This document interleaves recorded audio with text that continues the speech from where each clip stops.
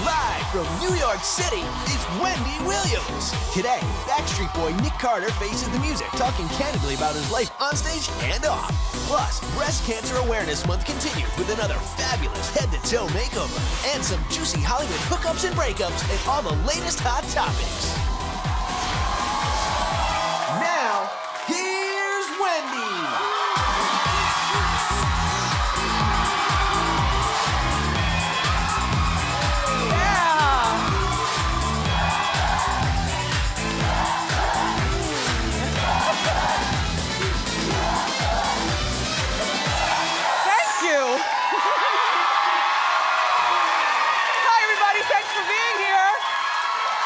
Thank you at home for watching. So glad you're joining us. How you doing? Well, I'm doing okay, but I got a couple of things to share with you that don't have me feeling very well. Lamar thinks he can kick his alleged drug habit on his own. And I think Lindsay Lohan is up to her old tricks. And the Jackson family is losing their they've already lost their $1 billion court battle. I told them not to go to court in the first place. Let's talk about it and more. It's time for Hot Topics.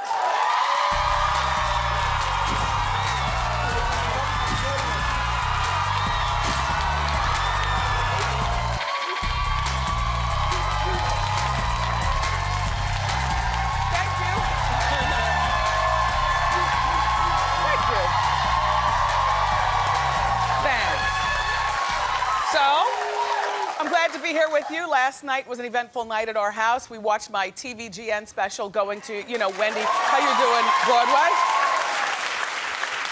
And I also made it with dinner. So we had dinner at 8 o'clock last night. Okay, I made fried chicken wings, but I fry them hard. I don't know about you, I don't like a soft chicken wing.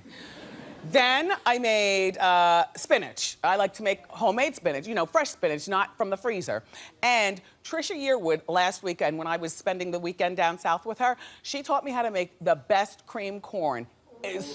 So I went to the store and I got my cobs. I'm from Jersey and we have the best corn. And I came back home and I made the cream corn. I'll give you a hint with the recipe. When you make your cream corn and you're cutting it off the cob, cut shallow, don't go in deep. Okay, you cut shallow. That way you get the best part of the corn, and then you turn your knife over to the not sharp side, and you drag it down the cob to take the milk out.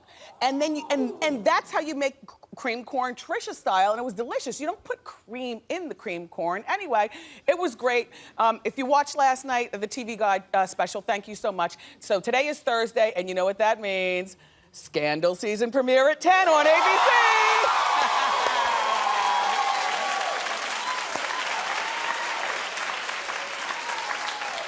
Where I will then pull out the rest of the cream corn and put some succotash in it, and then, put the lima beans in it. Anyway, all right, about the Jacksons. The Jackson family lost their $1 billion lawsuit yesterday. You might have heard about this, maybe you didn't. All right, I'll recap a little something. Michael's mother, Catherine, and his 3 children claimed that the concert promoter, AEG, was responsible for Michael's death because they hired Dr. Conrad Murray, the one who injected Michael with lethal doses of that propofol. Well, the jury sided with the concert promoter, saying that the family, you're not going to win this, and now the Jackson family won't receive a dime. This is really sad. I remember when this case first came up, I said they shouldn't be suing. Michael is who Michael apparently is. According to all that we have seen, Michael is a man that had a drug problem. And there is no point in trying to sue somebody to blame somebody else on Michael's alleged drug problem that he allegedly had before Conrad Murray was ever in the picture. You can't blame AEG. And all they've done, all you've done, Jacksons, is make it purely transparent that, it is all about the money. Because if you were about keeping Michael's dignity intact, you wouldn't have done this lawsuit. Now all this information has come out, sending young Paris Jackson, over the deep end. Do you remember a few months ago, she went over the deep end? Goodness only knows how the other kids are feeling as they continually have to see their father's naked body on a slab on some of the weekly magazines, how they have to continually hear things, including from Uncle Randy. We would have never known this, but Randy Wendy had to testify, of course, during the trial also. And one of the things that he said was that an intervention by the family had been staged for Michael. So, you know, this man's legacy, Michael's legacy, has now just, you know, it's been scarred and marred so many different ways, and it's because of Mrs. Jackson and the 3 kids lawsuit, because that man should just be laid to rest. He is what he was, and we love him anyway.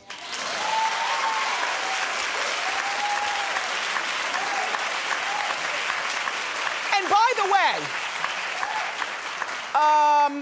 they are saying that the Jackson family is not happy with the verdict finding AEG innocent, and so they might continually hire lawyers and go back in and keep beating this dead horse. Terrible. Anyway, so speaking of drugs, you know, Lamar Odom is out of hiding, and yesterday he was spotted outside of the house that he shares with Chloe. In other words, their marital home. How do you think Lamar looks?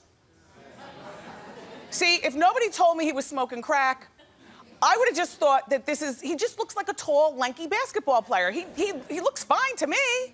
Does he look crackish? Yeah. All right, clap if he looks crackish. Clap if he just looks like a tall, lanky basketball player. Well, this is the first time we've seen Lamar since September 9th, and I don't think that he looks bad at all, and he doesn't look high. Well, according to TMZ, Lamar says that he's been sober for 5 days, and he believes that he can kick his alleged drug. Look, you gotta start with something. Okay, stop judging. All right, get out of my head, because I was thinking the same thing, 5 days. That just means the dealer's out of town, we ain't up in Peru.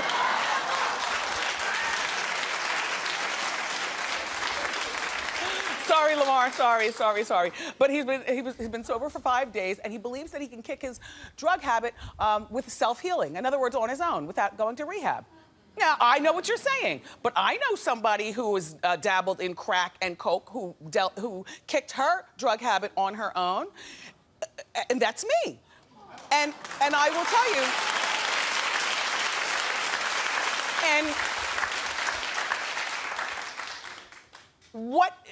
I'm sure Lamar is probably disgusted that all this information came out about him, you know, but now Lamar, you know, sometimes, like, what I found is the more people that know you're crackish, the more people that will be watching you and helping you, allegedly crackish, the more people that will be watching you and helping you. And also the more people that are gonna be likely to call, like the National Enquirer and stuff. The dealers, every time you buy, they're going to call. Every time somebody sees you sweating or looking crazy, they're going to be calling the magazines. And in a weird kind of way, you can turn this whole public, you know, pronouncement that you're allegedly doing crack into something really positive. So maybe he can kick it on his own. He's got the support of Chloe if they stay together. He also is allegedly, reportedly, he wants to get the professional help, like go to a shrink, I guess a couple times a week, but he wants to do the rehab thing only in private. He doesn't want to go to a big place. Well, reportedly, one of his primary motives for wanting to kick it is the fact that basketball training has begun. Well, he's 33 years old, and I don't know much about basketball, but I was asking the fellas around here, and they believe that, if Lamar kicks it now, he's got another 2 or 3 good years in the NBA. He could be like Matt Barnes or somebody, like that's the name that was thrown up at the same time as, Lamar. I wish you well. And Chloe, you've been looking really good as well. So I don't know whether this picture of Chloe was just taken. It doesn't matter to me whether they stay together or not, just as long as they're individually happy. Personally speaking, I do think it's a lot for Chloe to take on being with this man with this alleged problem. I'm not going to lie. With this man with this alleged problem and all the money in the world to be able to hide the problem. The NBA is his motivation, but if he's out of the NBA in 3 years, then what's going to keep him sober? Chloe wants a baby, and this is just me talking. And I feel that because Lamar already has kids, sometimes when you already have kids, you're not as committed to getting your girl the proper help that she needs and going to all the appointments and praying on it and, doing things. He already has his kids. If Chloe left him, I would not be mad. That's all. If Chloe stays with him, good for her. But it's anybody's guess.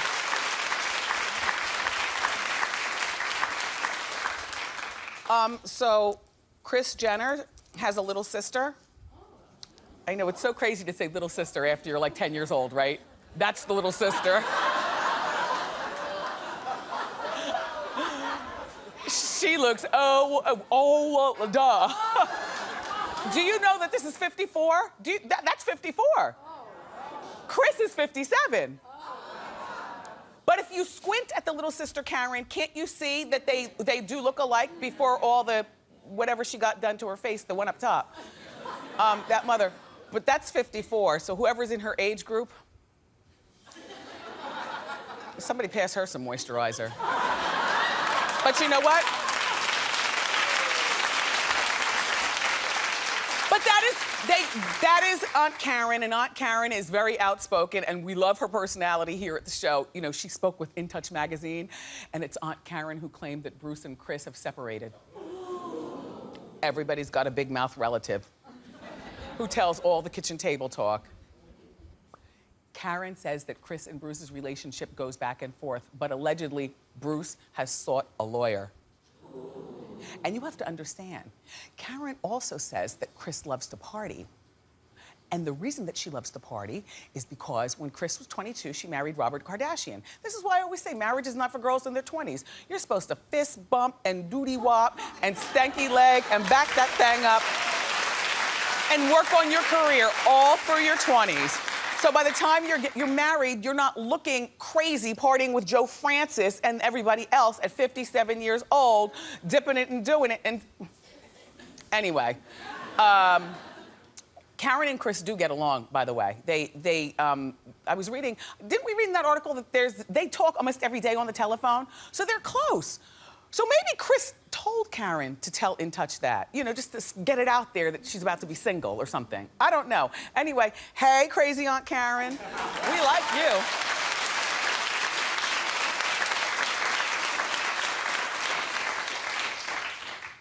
Lindsay Lohan may be up to her old tricks. And I'm talking about the worst tricks. It's time for a Lindsay update. Hit it.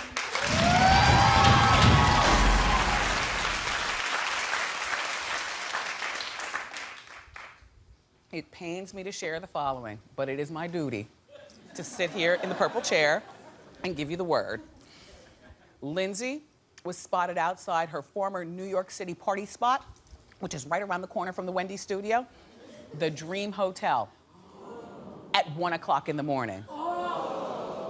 That's the same place that she allegedly hit that guy with her car last year. Remember? We reported it on Hot Topics. Well, the guy in the picture with her, guess who he is? That's her close friend, Vikram Chatwell. That's Vikram.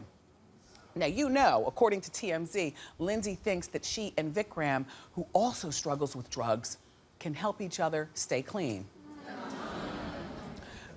Vikram owns so many hotels. The man is a billionaire, okay? And all I'm saying is have money, have access. You can be up to things. I think that this is a terrible idea. Just when we thought that Lindsay was on the sober track, now I'm really looking with two side eyes and a squint. Do you remember last April? We told you a story here on Hot Topics. Vikram was arrested after he tried to board a plane, and he had a stash of drugs. This is just in April. No, not all. Listen to the stash. Cocaine, heroin in his crotch, right? Allegedly. He had heroin in his crotch, cocaine in the inside pocket of his jacket.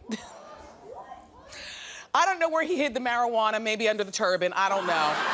He also look, he had weed, he had muscle relaxers, and horse tranquilizers. Now, where was he going with a cocktail full of drugs? Allegedly. Now, what do you think Lindsay's diagnosis for sobriety is if she continues to hang around with people who will feed her old demons? Not good. Not good. First thing you do is you cut off all your old friends. You start over and get to know yourself better before you even make new friends. Lindsay, not good. Anyway, and Lindsay, whatever happened to your sober coach? Remember, this guy right here, this hot guy. I thought she would have been using him for more than a sober coach. But apparently the sober coach was not outside the Dream Hotel at 1 o'clock in the morning when you were with your friend Vikram Chatwell. So we're gonna follow this story for you, all right? We're gonna follow this story. Not good.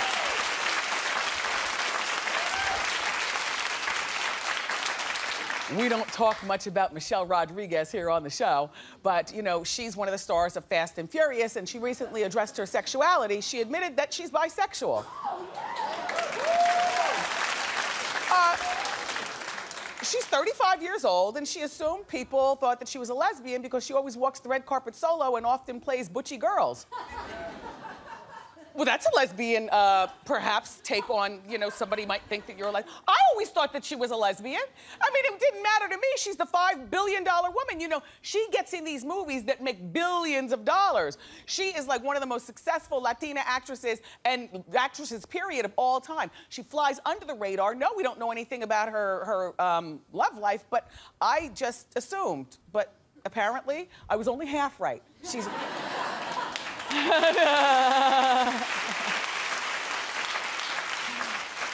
She says that she goes both ways, and I think that that is fabulous. How you doing, Michelle Rodriguez? So Mary J. Blige, everybody, doesn't play when it comes to being treated like a queen.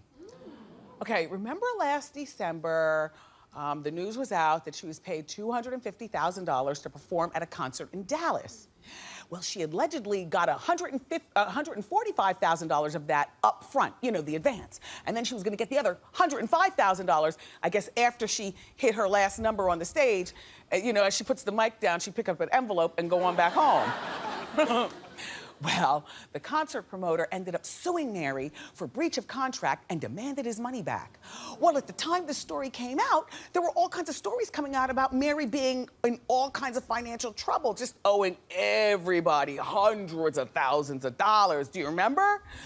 So my thought was, okay, Mary might have agreed to do this concert, but ended up keeping the money because, you know, she needed the money, and it's not the right thing to do business-wise, so I understand why the concert promoter is suing her. Oh, Mary, what's going on? I'm thinking to myself. Well, and by the way, she never showed up to the concert. She never did the concert. Like, I'm sorry, I didn't convey that part. Yeah, sorry. The blood supply is being cut off to my brain on the leg. Uncrossed. Ow, my leg is asleep. Oh, wake up. Yeah, she never showed up to the concert, kept the $145, you see? So I just figured that was Mary, you know, just not, you know, spinning out of control. She owes people. That chicken wrap thing wasn't a good look for her. We made fun, you remember the chicken wrap. Well, according to court documents, now Mary is countersuing. There's more to this story. See, she claims that the organizers breached the contract. She says they didn't provide her and her crew with first-class transportation.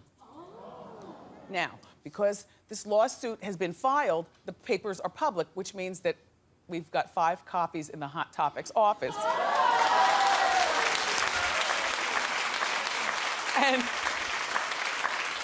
And we've been going over them with a fine-tooth comb, and yes, it is in the contract from the concert promoter that she and her crew were supposed to be flying their first class. But what ended up happening was the promoter got chintzy, apparently, and sent Mary and her crew coach tickets. Now, the queen is not sitting back there, okay? She's put down too much work to be treated like that, so I totally get it.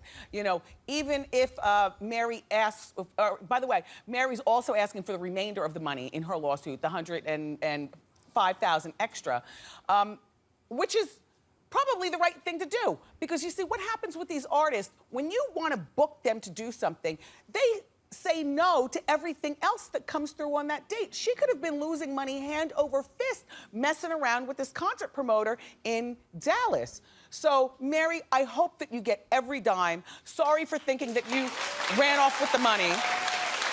And once you get that money, I hope that it helps you continue to dig yourself out of that deep debt hole. Anyway, shout out to Howard's Robin Quivers. Robin. Oh, Robin. That's how she laughed. You know, Robin had been secretly working from home as Howard's radio co-host for the past 17 months while she battled cancer. She reportedly had a cancerous tumor in her pelvis the size of a grapefruit. And yesterday, though, it was good news at the Stern Show. She returned to the studios. The doctor believes that she's cancer-free. They threw rose petals on the ground. And I think it's terrific. And I'm looking forward, Robin, I'm looking forward to seeing you and chatting. She's gonna be on the couch next Tuesday. Okay, we have a terrific show for you, everybody. In honor of Breast Cancer Awareness Month, another deserving breast cancer survivor is going to get a fabulous head-to-toe makeover. But up next, Backstreet Boy Nick Carter opens up about his struggles on and off the stage. Don't miss it.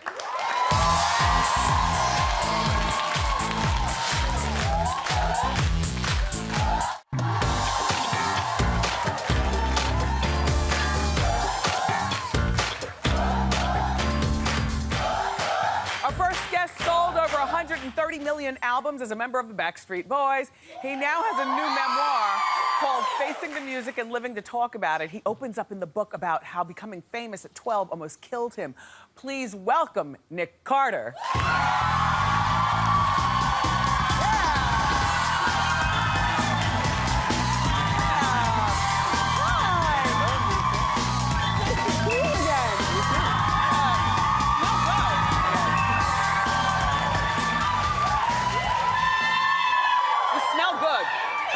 I do that for you. Yes, thank you.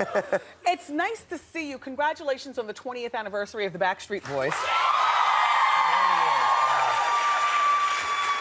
So now I understand you guys are celebrating by going on a world tour.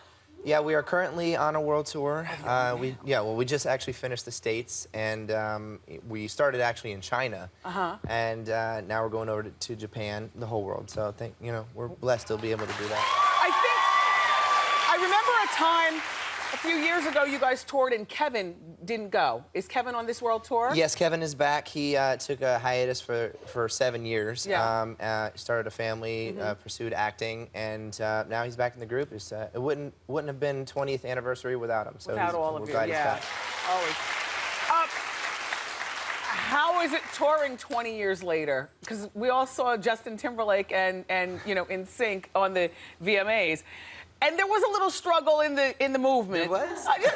Just a little something with the other members. No, it's actually, you have to do a lot of upkeep. I mean, you're a little older than you were before, so but actually, it's aside from training and staying in shape and eating good and trying to get sleep. Some of the guys actually have families now, and so they bring their kids on the road, and that's a little different. Because you're the youngest member. I mean, when the group was invented, he was only 12 years old. So now you're 33? I am 33, yes. So you're still a very young man. Now, I know you have a girlfriend. Is your girlfriend going to come on tour with you? Yeah, actually, I put a ring on it, and so... Nice. And she comes on the road with me, and Nice. so she's my fiance, actually, yeah. Very pretty. Thank you. How does your past with drugs work with world touring? Because when we think of tours, don't we think of drugs, lots of sex, and just party? It's out there. I mean, it's something that you have to be aware of. And the good thing about it, though, is if you surround yourself with good people. The guys in my group, they've become sort of a surrogate family of mine. Yes. And, obviously I have a fiance now, and I'm accountable to her and them as well. So. Yeah, that's good. And myself as well. Were you the only one in the group who just took it to the limit with the drugs? AJ definitely had his bouts as well as I did. But I think it definitely stemmed from my family background and the dysfunction that I sort of came from, and it just enhanced it, I was reading in the book, so you revealed that your father owned a bar, and the family lived above the bar. And so it was like the kind of bar where the party would continue afterwards at you guys' upstairs apartment after the bar would close, and that you wandered into the booze. By the age of 2, you had your first drink. Yeah, actually, I crawled in, and there was a picture of me actually, drinking it, and it was a laughing matter to the family, and so that was sort of like things to come in the future, obviously. But I really started to really had my first drink when I was like 8 or 9 years old. So that was legitimate. Which drugs did you have the biggest problem with? Honestly, I had a lot of trouble with ecstasy. But I still consider alcohol, it's a struggle of mine. you know, I don't like the way that I feel with it, so I still consider it sort of like a gateway drug as well. But alcohol, and so now you're totally sober today. well, I'm totally sober 100% when it comes to drugs. Alcohol it's a battle with me every day. Yeah. I don't like the way that I feel after I drink it. It kind of spirals me into a depression. So, but I'm still struggling and fighting. You've been sober, well, off the drugs for about 7 years? Yes, 7 years. Did you have a sober coach? I actually, when I had a lot of my problems, actually, they put me into an outpatient program instead of going into rehab. And so, yeah. What do you think about Miley Cyrus and a lot of the people today glorifying Molly? It's tough because, you know, actually, I actually remember being in the band. I remember when Eminem actually had an album and he spoke about drugs on his entire record as well. You know, it's influential to the masses. It really is. You know, and it's a responsibility that you have, and you know, with your words as a celebrity and a singer. Yeah. In the book, you talked about, and we talked about this the other day on Hot Topics, and I told you Nick was going to be here, so we can talk to him about Paris Hilton. You talked about how Paris Hilton, you didn't blame, it's not like you blamed her for your drug problem, No. but you were saying she probably wasn't the best girlfriend for me to have at that time because she fed all of the demons. Exactly. You know, I think that's a perfect example of people that you choose to be around. You know, at that time it was like, you know, misery needs company, you know. And she's very wealthy. It was a completely different lifestyle than what I was used to. I mean, I came from a lower middle class family. That's how we started. Yeah. I wasn't born into it, so it was tough. How long were you with her? We were together for approximately a year. Long enough, right? Long enough too. Yeah. But and you know, that's not what this book is about at all. It's really, I assume responsibility as an adult. You know, I've had my issues, dysfunctional families, dysfunctional relationships, but I take responsibility. It seems like almost a teaching tool for people, you know, caught in the grip of addiction, and you lay it out very, very truthful. What was the big turning point? Was there a time that you were, you know, laying in the street on Gun Hill Road in the Bronx and you said, I gotta get better? like what was your turn? No, I've had my moments, you know, from getting DUIs to being in jail, to you know, actually being diagnosed with a drug and alcohol-induced cardiomyopathy. What is that? And it was the beginning signs of it. And what it is, it's also called the sudden death syndrome. So you can literally, your heart muscle weakens and your heart will just stop. And so it's the same thing that killed Andy Gibb, same thing that killed Chris Penn? Chris Penn as well. Sean Penn's brother. Yeah. So I had the beginning stages of it, and so that really, I mean, it scared me. You know, I love life. I want to ask you more about your family, and I want to get the skinny on this alleged reality show that he might be having. I'm not sure. We'll talk about it next. It's Nick Carter. Clap it up for him.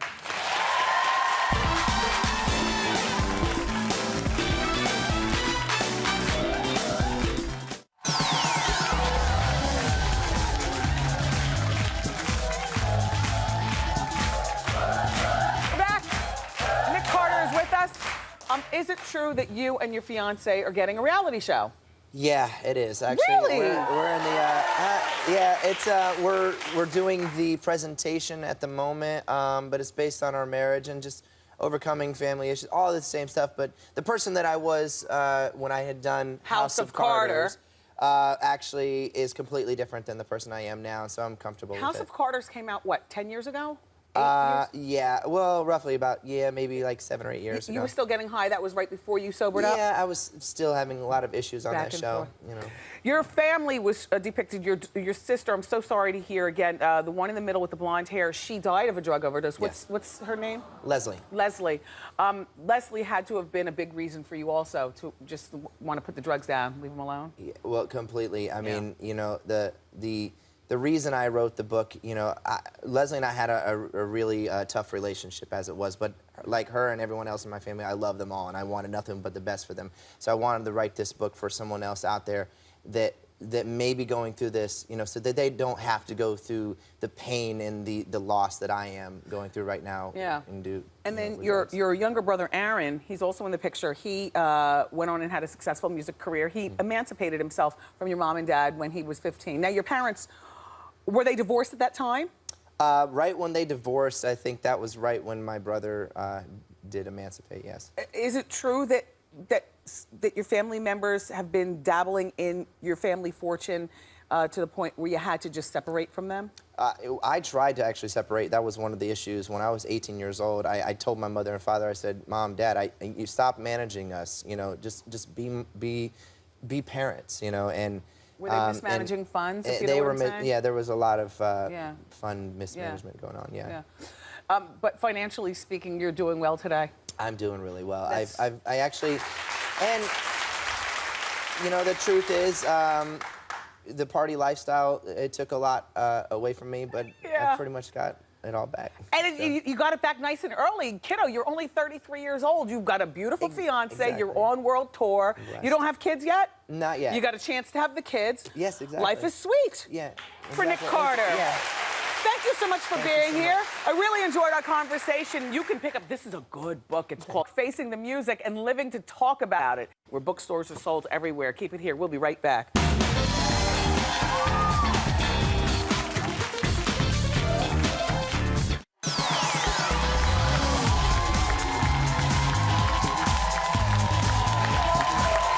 Welcome back. It's time for Ask Wendy. How you doing? Hi, Wendy. My name is Patricia. How you doing? I'm doing well, Patricia. How can I help? Wendy, I'm 53 years old. I have 4 adult sons. They're 31, 29, 21, and 20. They are very overprotective, Yes, Wendy. security's in the building. For 14 years, I did nothing but take care of them. I didn't date, I didn't do anything. Okay. Their father died, so I didn't do anything but attend to them. Yes. So now, I want to start dating. Yes. And dating is absolutely, have sent all of them over the top. Do they live in the house with you? Some of them do and some of them don't, but all of them are single and everybody does their own thing. So my question, Wendy, is, how do I get these old men to understand that mama needs a date too?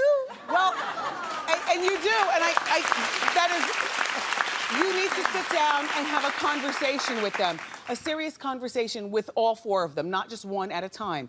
And they need to hear what you're saying. Now, you're not dating 25-year-olds, are you? No, You're absolutely dating men not. in your age group. Absolutely. So you're not disrespecting them. You know, you're a woman. And absolutely. Yes. And the thing is, they want to take care of me.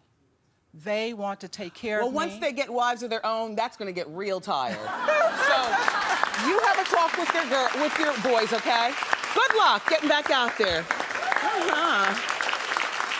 How you doing? Hi, how you doing?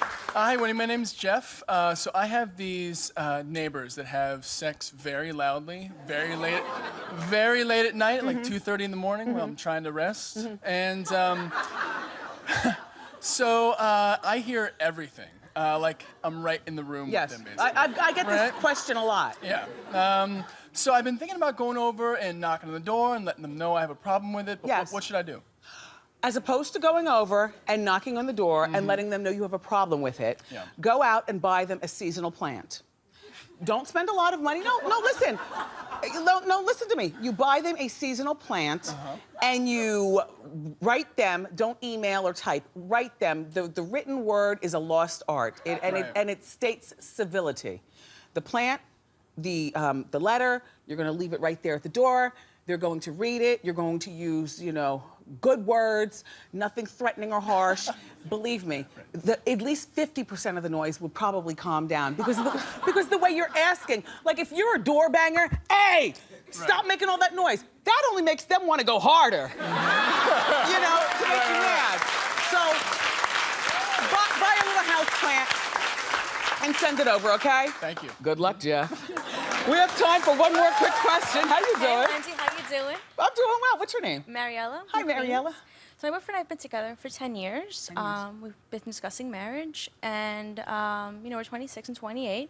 And I just wanted to know if it should be the right thing that I ask him to marry me now, or anniversary is in January. Well, you know, being together for 10 years sounds big, but if you got with him when you're 16 and now you're 26, have you discussed marriage before? Yes, yes. And what does he say? Does he want to marry you one day? He wants to do it. He wants to do it, but I don't want to wait anymore. Well, honey bun, the wrong thing would be when your anniversary comes up, you want to ask him to marry you. I say, I don't go for that. Like, we women, we do a lot of modern things, but the one thing we shouldn't do, in my opinion, is ask a man to marry us. Because what happens, because they're very immature, all of you. Oh, yeah. And what they end up doing is they throw that in your face. I didn't want to be here anyway. You asked me to marry you, you see? Don't ask him. But if you would like to have that discussion, go ahead and have the discussion. Quite frankly, I think that, you know, a cute girl like you, I'm not suggesting you break up with him, but I am suggesting you might not have had enough experiences dating and things. At 16, you were not possibly the same person you are at 26. Not at all, but... Have you ever cheated on him? No. Has he ever cheated on you? No. It's just the two of you. Yep.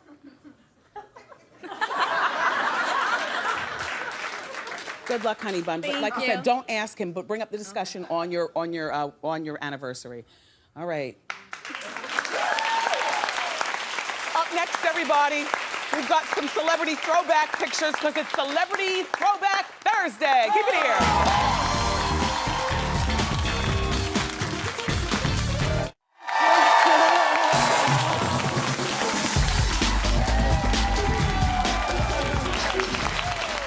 Everyone, it is time for Throwback Thursday. We're taking a look at some of your favorite stars and how they looked back in the day. Our first Throwback Thursday photo is of our friend Jenny McCarthy. You know, she's got her new job on The View and her hot new boyfriend, Donnie Wahlberg. They're still going strong. So here's Jenny today. And here's Jenny from her Catholic schoolgirl days in Chicago. Isn't that adorable? Just as cute as she wants to be, she says, she posted this picture actually on her social media to prove that she is, in fact, a natural blonde. Thanks, Jenny. Also, another one of my faves, you know I love Dwayne "The Rock" Johnson. Love him so much. Well, he's not just good looking today. Apparently, he's always been hot. Take a look at The Rock now. And now, no, look at Rock when he was only 15.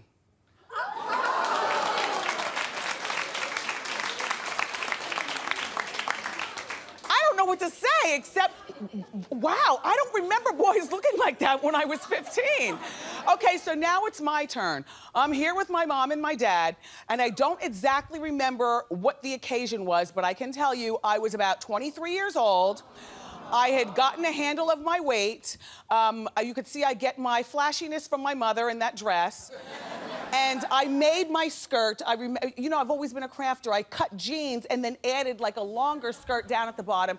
And the belt I got from Neiman Marcus after I took my mother's Neiman Marcus card, Mommy, and I bought it. And so that's my throwback picture. I want to see your Wendy throwback pictures. Follow me on Instagram and make sure that you tag your picture with the hashtag WendyTBT for throwback picture. Up next, everybody, another fabulous makeover for a fearless breast cancer survivor. Keep it here.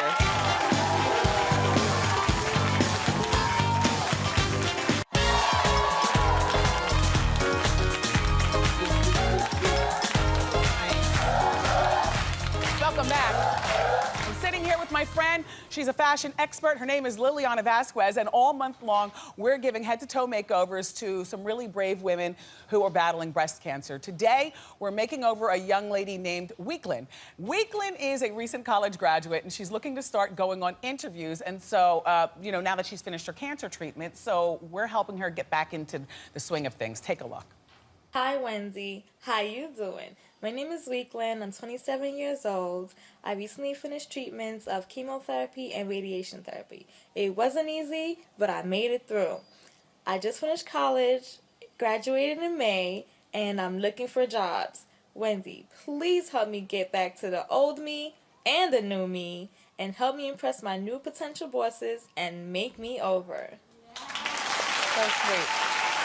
Weeklyn's life coach is Marlena. Marlena is in the audience today. You know, this is the thing.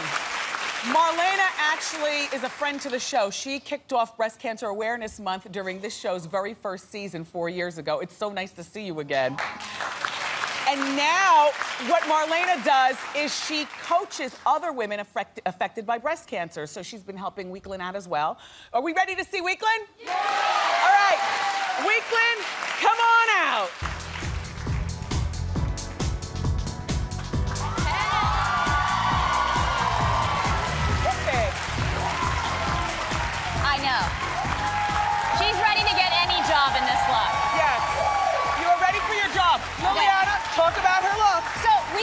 young, so I didn't want to put her in a suit that would age her. So what I did is a deconstructed suit. So these are two separate pieces. They don't necessarily go together, but they look beautiful when you do pair them together. Yes. So let's start with that blouse. You don't want to do too much jewelry on your job interview, so look for a blouse that has built-in bling to Good kind of tip. help you accessorize. Yes. The jacket has mixed media, huge trend for fall, leather sleeves, boucle, and suede, and those black pants she can wear to any job interview. Every woman needs a great pair of black pants. Simple accessories, a great tote with a pop of color, little boyfriend watch there, make sure she's on time for those job interviews. Yes. And then let's talk about the shoes. Most people would do a black pump, but you can have fun with your shoes. Let them show off your personality. A metallic shoe like this one in pewter is the perfect complement to this perfect professional She look. looks perfectly 26. Exactly. And Weekland's wig is from my new wig line. My wigologist helped her style it. I see he took a couple of inches off of it, but that's what you do. You take a wig and you make it your own. Weekland is wearing the classic beauty from my wig line. And Weekland, how do you feel? Hi, Wendy. I feel great. I look amazing. I'm ready to get hired today. You're ready for your job. I'm ready. Thank you, Weekland. All of my wigs can be found at hairbywendywilliams.com. And I'm also making a donation to the American Cancer Society's wig program. To find out how you can help fight breast cancer, go to wendyshow.com. Liliana, another great makeover. Thank you. Liliana Vasquez's new book is called The Cheap Chica's Guide to Style, and it's available for pre-order now. We'll be right back.